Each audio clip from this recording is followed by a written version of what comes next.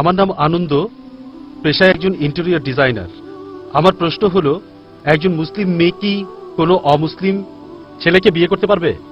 ভাই প্রশ্ন করলেন একজন মুসলিম ছেলে অমুসলিম মেয়েকে বিয়ে করতে পারবে কিনা। মুসলিম ছেলে অমুসলিম মেয়েকে বিয়ে করতে পারবে না যতক্ষণ না সে ঈমান আনে। সেই একই আয়াত আছে সূরা বাকারা অধ্যায় 2 আয়াত 221 বলা হয়েছে মুসলিম নারীকে ঈমান না আনা পর্যন্ত বিয়ে করতে পারবে না। মুসলিম নারী যদি কৃতদাসী হয় তারপরও সে উত্তম মুশরিক নারীর চেয়ে, যদিও সে তোমাকে মুগ্ধ করে। পরে একটা বলছে ঈমান না আনা পর্যন্ত কোন মুশরিক পুরুষকে বিয়ে করো না যতক্ষণ না বিশ্বাস আনে।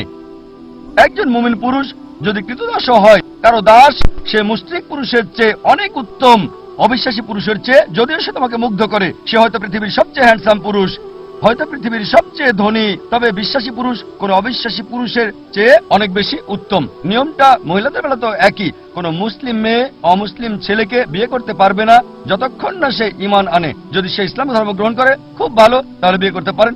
আমি গাড়ির একটা উদাহরণ দিয়েছিলাম যে 4টা চাকা একই রকম হতে হবে। একটা সাইকেলের আর একটা ট্রাক্টরের চাকা লাগালে কোনো কাজ হবে না। কারণ আপনি যদি সত্যি আপনার স্ত্রীকে ভালোবেসে থাকেন, আপনি চাইবেন যেন সে বেহেশতে যায়। মুসলিম মহিলা যদি তার স্বামীকে ভালোবাসে, সে চাইবে তার স্বামী বেহেশতে যাক। এই জীবনটা তো ক্ষণস্থায়ী। তাহলে চিন্তা করেন, কাউকে বিয়ে করলেন, আপনি জানেন আপনার স্ত্রী দোজখে যাবে, তাতে কি লাভ? তাহলে প্রথমে তাকে অবশ্যই মুসলিম হতে হবে। সে বিশ্বাস করবে আল্লাহ একজন আর মুহাম্মদ সাল্লাল্লাহু আলাইহি ওয়াসাল্লাম আল্লাহর রাসূল। তখন এটা সম্ভব। তারা ইনশাআল্লাহ ইহকাল এবং পরকালে পুরস্কার পাবে। আশা করি উত্তরটা পেয়েছি। ধন্যবাদ সবাইকে ভিডিওটা দেখার জন্য। দেখা হবে ইনশাল্লাহ নেক্সট কোনো ভিডিওতে ভালো কোনো টপিক নিয়ে। তাই সকলেই সুস্থ থাকেন, ভালো থাকেন। ধন্যবাদ সবাইকে।